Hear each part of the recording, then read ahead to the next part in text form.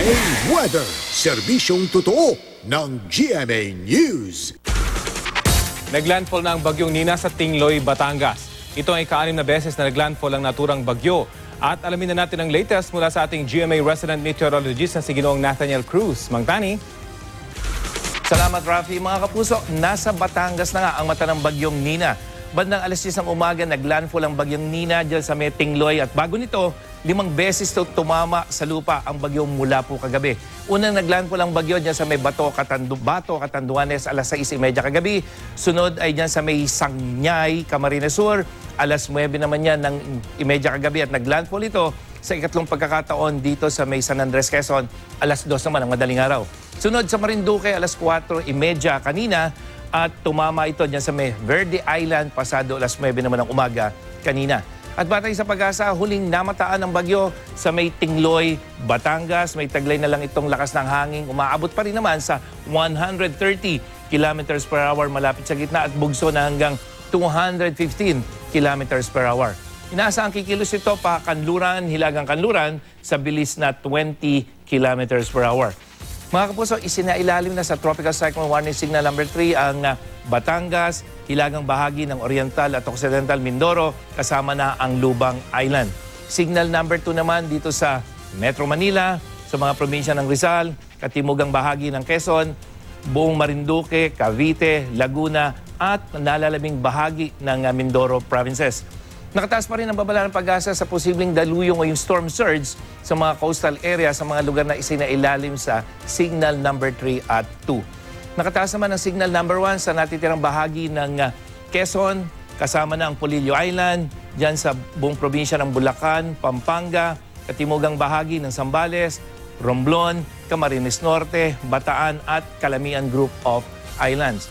Sa forecast track ng Pag-asa, ay makikita na magpapatuloy ang kilos ito patungo nga dito sa may West Philippine Sea.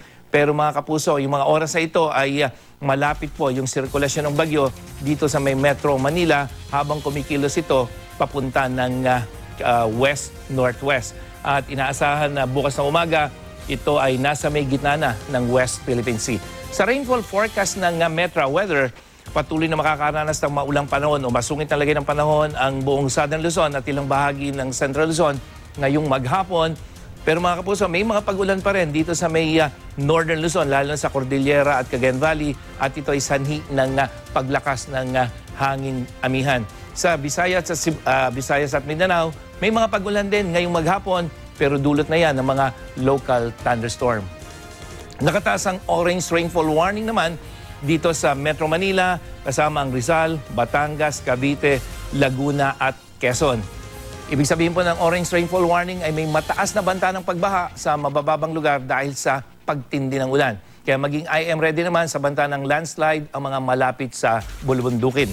Itinasa man ang yellow rainfall warning dyan sa probinsya ng Bataan at Bulacan.